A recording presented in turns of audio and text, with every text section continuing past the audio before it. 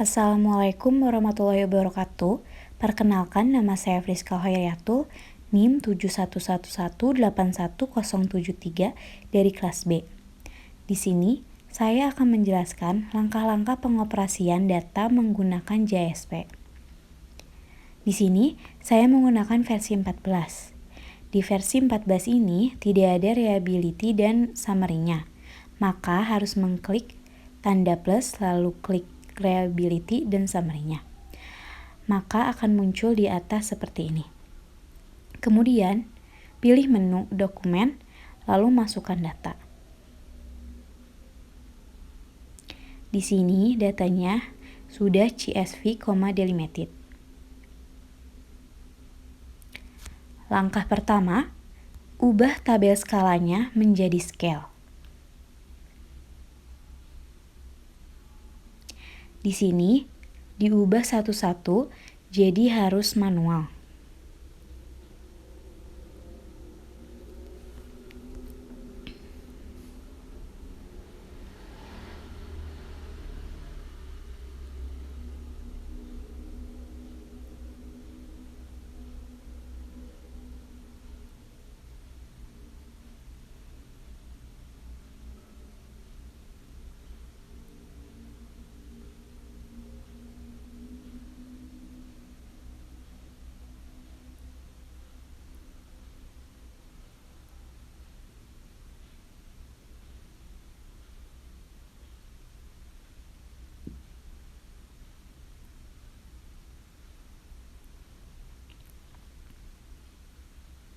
Nah, setelah selesai, maka lakukan analisa pertama, yaitu klik reliability, pilih single test reliability analysis.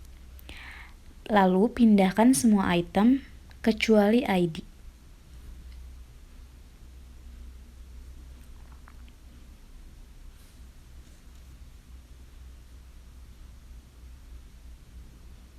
Kita tunggu sebentar.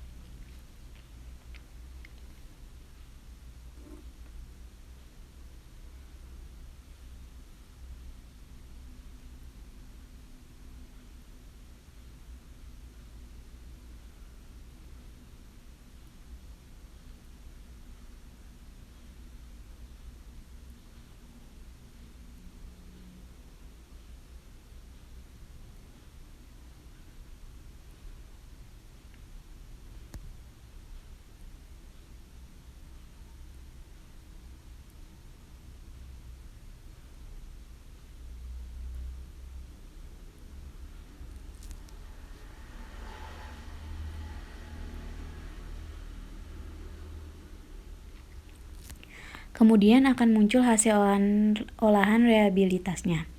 Di sini masih McDonald, maka kita akan ubah ke Alpha Cronbach.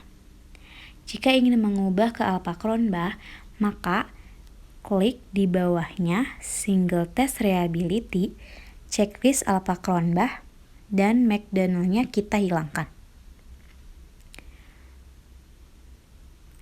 Nah, Alpha Cronbach itu ketentuan minimumnya 0,7. Kita lihat di tabel ini Alpha Cronbach-nya 0,763. Artinya alat ukur ini dinyatakan reliable. Kemudian jika kita ingin memprediksi dari 20 item ini yang dinyatakan reliable atau ada tidaknya item yang mungkin bermasalah, caranya klik Alpha Cronbach dan klik item risk correlation. Maka akan muncul tabel seperti ini. Item risk correlation ini disebut dengan koefisien untuk memprediksi ada atau tidaknya item yang bermasalah. Ukuran item ini minimumnya 0,4. Jika dilihat di tabel ini, maka item yang bermasalah yaitu item 1, 2, 3, 4, 5, 6, 7, 8, 9, 10, 11, 12, 13, 14, 15, 16, 17, 18, 19, 20, 21, 22. Maka dari 22 item ini, reliabilitasnya bermasalah dan ada 2 item yang ajak. Kemudian, jika ingin mencari data yang gugur atau tidak reliable, maka klik deskriptif. Masukkan semua item kecuali item POW 2 dan 3 ke tabel sampingnya.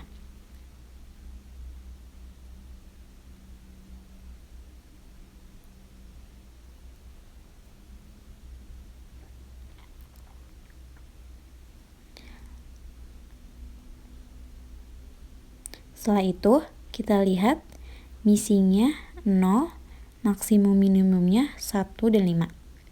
Kemudian, pilih plots, lalu pilih distribution plot dan display density.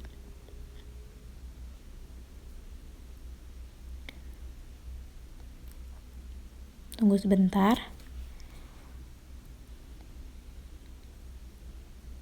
Nah, bisa kita lihat grafiknya dari 22 item ini, datanya itu tidak menyebar, jadi menumpuk di satu jawaban saja. Nah, bisa kita lihat, misalnya item ACH1 yang numpuknya itu di 4 saja.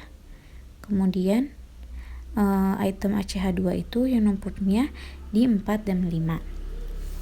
Selanjutnya, langkah kedua itu melakukan pengujian bukti validitas. Caranya, klik faktor, lalu pilih confirmatory factor analysis.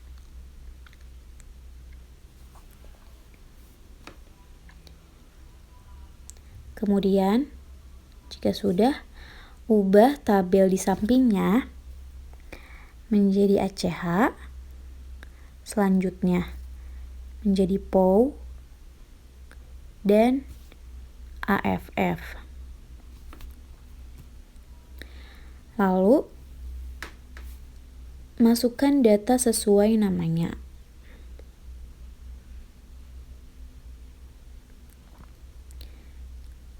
POW 1 sampai dengan 8 dimasukkan ke tabel POW-nya. Kemudian AFF 1 sampai dengan 8 juga dimasukkan ke tabel AFF.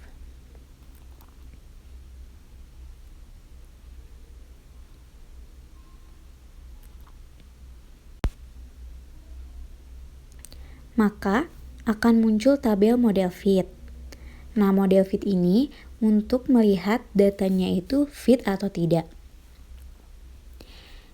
Chi-square test diharapkan v-value-nya itu lebih besar dari 0,05. Di sini bisa dilihat bahwa v-value-nya itu 0,01. Kemungkinan karena datanya terlalu banyak, jadi v-value-nya itu di bawah 0,05.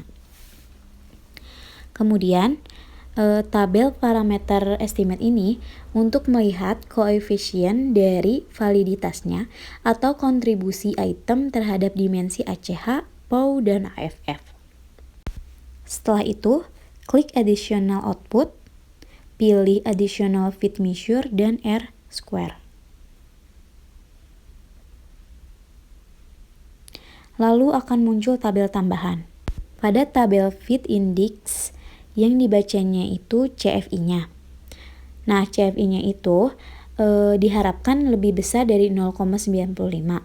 Tetapi di sini CFI-nya itu 0,620, yaitu di bawah 0,95.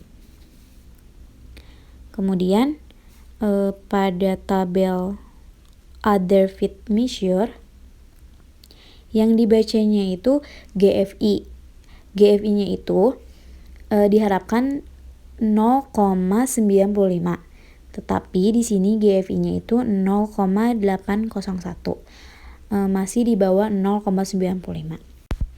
Maka jika data CFI dan GFI-nya di bawah 0,95, dinyatakan model ini itu tidak fit.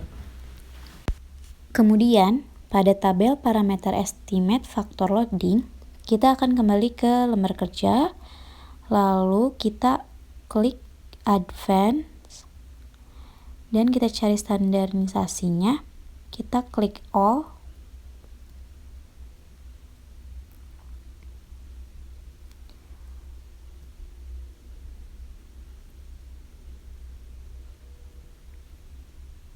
nah, maka akan muncul standar estimate-nya. Standar estimate ini diharapkan nilainya itu di atas atau sama dengan 0,5. Jika kita lihat di tabel ini, Maka standar estimate-nya itu yang di bawah 0,5 itu ada 1, 2, 3, 4, 5, 6, 7, 8, 9, 10, 11, 12, 13, 14 item. Dan yang sama atau di atas 0,5 itu ada 1, 2, 3, 4, 5, 6, 7, 8, 9, 10 item. Maka dapat ditarik kesimpulan bahwa data tersebut itu reliable, yaitu ada di atas 0,5 atau sama dengan 0,5.